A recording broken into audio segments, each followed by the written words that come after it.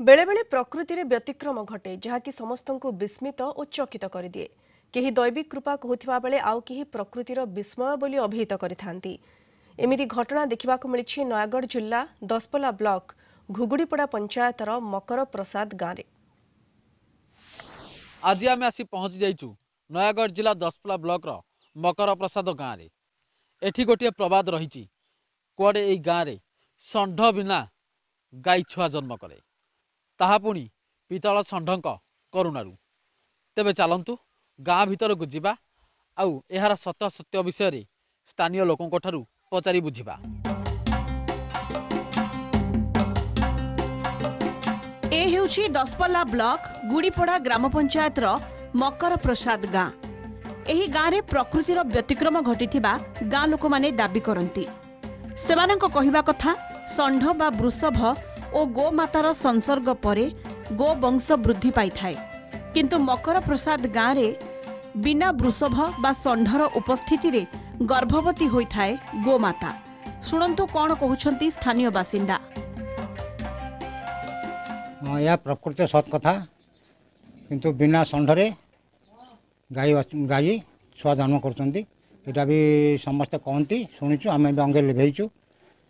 आदि बाहर कौन षंढ आसे से गाँव में रही पारे जेकोसी कारण पितल षंढ महिमार से मृत्युवरण करे। समस्ते तो भावती प्रत्येक ठाकुर आमर समस्त विश्वास गोटे अनुभव कर गाई यदि षंढ बाहर आसे सी दिने दि दिन भितर आसिक पलि जाए। जदिओ सी रहे यदि हेंटाल पकईला हेंटाल से मरी जाए। जो गाई गरम है सी गाँ चारिपटे बुलवे से ठाकुराणी की एरिया जो जगह पूरी माटी कुदिले सी गर्भवस्थ गला।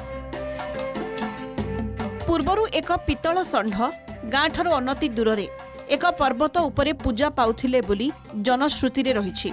सेथिपई पर्वतर नाम षंढ पर्वत रहिछि।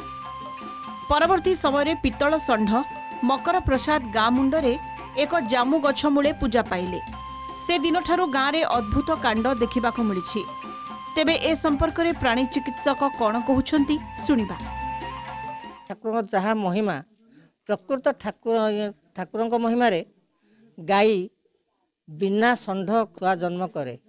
जदि षंढ आसेनी, जदि षंढ आसे ए गाँव हांटुरा पकाए ताले से षंढर प्राय दिन दुई दिन भीतर मृत्यु हुए। अन्य मानक सत्य न हो पारे, किंतु आम गाँवर आबाल वृद्ध वनिता समस्तर ये कथा दृढ़ विश्वास अच्छी। मोर आज्ञा पितल षंढ ये गाय षंढ रही टोटाली गाय ये महिमा ये गाय कौन लेवे ना कहते केते पुरुष गले आज बोलिकी केते पुरुष गला। आम गाँव में षंढ ना गाय महिमा ये गर्भवती होती छुआ जन्म करती। निश्चित भाव एक अंधविश्वास। कारण मकर प्रसाद ग्राम रे आमर जो एलआई नियुक्त अच्छा आमर घुगुड़ीपड़ा एलआई सी आम राज्य सरकार जो एनईआईपी प्रोग्राम चली से माध्यम से बर्तमान आमर आर्टिफिशियल इनसेमिनेशन जोटा कि कहे आम शुक्राणु देकी आम तार छुआ जन्म कराए। तेणु से माध्यम छुआ जन्म होची। सेटा मु रहिला दिनरु सेटा सुनुची, किंतु आमर टिके ये ना शुणुची लोक कहते लोक कथा को आम कहीं ये करना। प्रति वर्ष 50-60 लेखाएं कास्ट्रेशन करे से गाँव। विश्वास हेउ नथिले भी कथाटी सत। ठाकुरंक महिमारू एपरी चमत्कारिता घटी चली बोली मकर प्रसाद ग्रामवासी दाबी करिसेंती। एही अलौकिक पीठर उन्नति पाई ग्रामवासी अनुरोध करिसेंती। विज्ञान एते अग्रगति हेले मध्य आज भी लोकों मनरे रही अगाध विश्वास। एही विश्वास को नहीं बंचिचंती लोक माने। दसपल्लारू प्रियव्रत आचार्य रिपोर्ट, कलिंग टीवी।